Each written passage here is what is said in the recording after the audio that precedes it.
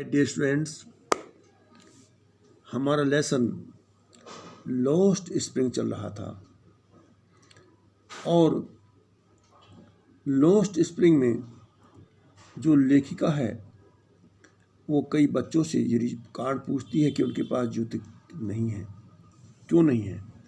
तो ये कहता है कि उसकी मम्मी ने जो परछत्ती है उससे उतार करके उसको जूते नहीं दिए, इसलिए उसने नहीं पहने।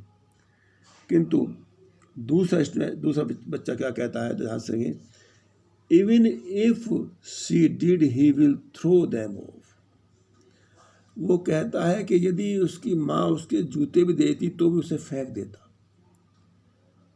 एड्स एंदर who is wearing shoes that do not match, कि वो उसको जूते जो है वो बेमोल हैं, मतलब उनमें सिमिलरिटी नहीं है, एक जैसे कलर में नहीं है। When I comment on it, और जब मैंने इस पर टिप्पणी की, जब मैंने इस पर कहा he suffers his feet, वो अपने पैरों को रगड़ने लगा जमीन से, and says nothing, कुछ नहीं कहा।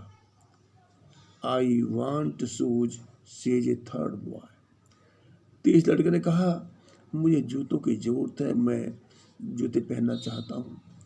Who has never owned a pair all his life, उसे जीवन भर जूते नहीं मिले अब तक।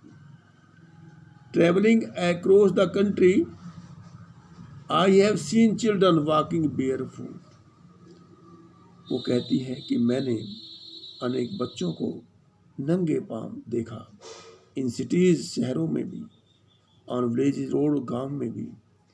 It is not lack of money, और ये पैसे की कमी में नहीं, but a tradition to stay barefoot, और एक परंपरा बना ली नंगे पांव की। Is one expression. I wonder if this is only an excuse to explain away perpetual state of poverty.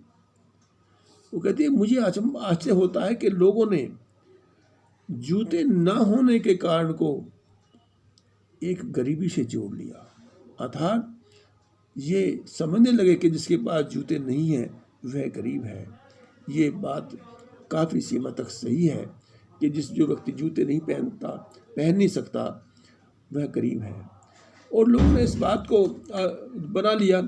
I wonder if this is only an excuse, बहाना, to explain away a perpetual state of poverty.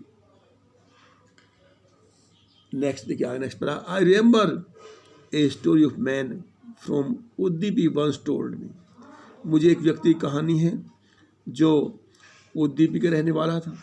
As young boy, जब वो लड़का था, he would go to school, school को जाता था। Past an old temple, और रास्ते में एक पुराना मंदिर पड़ता था।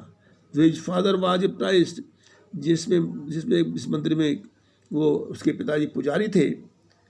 He would stop briefly at the temple, वो मंदिर पर रुकता था थोड़े समय के लिए, and pray for a pair of shoes, और ईश्वर से जूतों की प्रार्थना करता था कि ईश्वर उसे जूते दे दे। 30 years later, 30 साल बाद, I visited his town and the temple, लेकर कहते मैंने उस टाउन को दौरा किया, उस मंदिर पर गई। Which was now drowned in an air of desolation, जो लगभग खंडर बन चुका था। In the backward where lived the new priest, अब नया पंडित रहता था, नया पूजा पाठ करने वाले व्यक्ति रहता था। There were red and white plastic chair, वहाँ पर एक लाल और सफ़ेद रंग की प्लास्टिक की कुर्सी पड़ी हुई थी। A young boy dress in A grey uniform, और एक लड़का जो ग्रे रंग की यूनिफॉर्म पहने हुए था। वियरिंग सॉक्स एंड शूज, जूते जुराब पहने हुए था। Around painting half the via and through his school bag on folding bag, और अपने जो उस बैग को उस फोल्डिंग बैग पर पटक दिया। लुकिंग एट द बॉय, उस लड़के की ओर देखते हुए लेकर कहती है, I remember the prayer and the boy, कि मुझे दूसरे बच्चे की प्रार्थना याद आ गई। कौन सी प्रार्थना? जब कहता था ईश्वर मुझे जूते दे दे।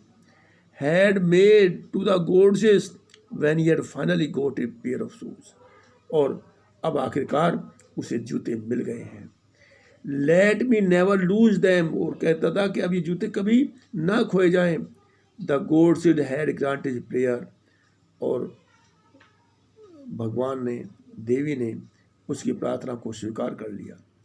Young boy like the son of the priest never wore shoes.